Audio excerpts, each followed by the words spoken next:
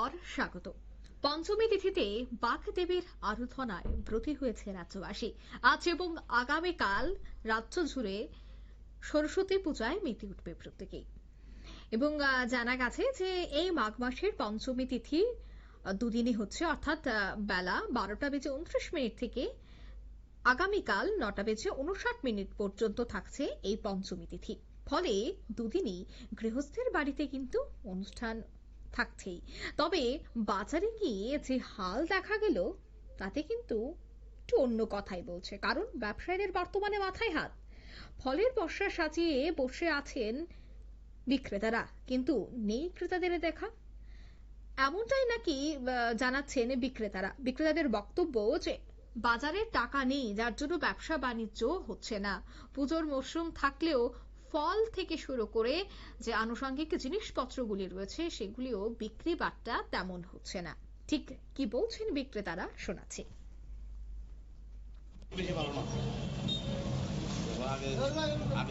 আগের মতো কাজ করলো কেন এবছর তো কম বন্ধ করেছে, তার জন্য এমনিতে রেট কিরকম লাগছে? মোটামুটি বেশি বাড়েনি। বিক্রেতার বক্তব্য আপনারা শুনলেন। এবার দেখাচ্ছি ক্রেতারা কি বলছেন। মানুষের কাছে অর্থ নাই, যার ফলে পূজাটা কম হয়েছে। অর্থ যদি থাকতো তাহলে পূজাটা ঠিক মতো হইত। প্রত্যেকবার হচ্ছে আমরা এই পূজার কার্যক্রম মতো হয়, সরস্বতী পূজা, বাগদেবী সবাই ওই বিদ্যা দেয়, তারপরে পূজাটা হইতো। এবার মনে হয়, আমার মনে হয় দরিদ্র মানুষের কাছে পয়সা নাই, যার ফলে এই অবস্থা হইতো। একদম কমই হচ্ছে। একদম কমে পূজা হইতেছে। যা একবারই যেটা ফার্স্ট বাড়ি করতো এটা ধরে না, একবারই করে সবাই একসাথে আনন্দ ফুর্তি করে এই চলছে। আপনারা শুনলেন এবার ক্রেতাদেরও বক্তব্য, অর্থাৎ বিক্রেতারা বলছে গতবারের তুলনায় এবছর তাদের ব্যবসা অনেকটাই কম হচ্ছে। অন্যদিকে ক্রেতাদের বক্তব্য হচ্ছে যে বাজারে প্রত্যেক বছরই ভিড় থাকে, এবার নেই।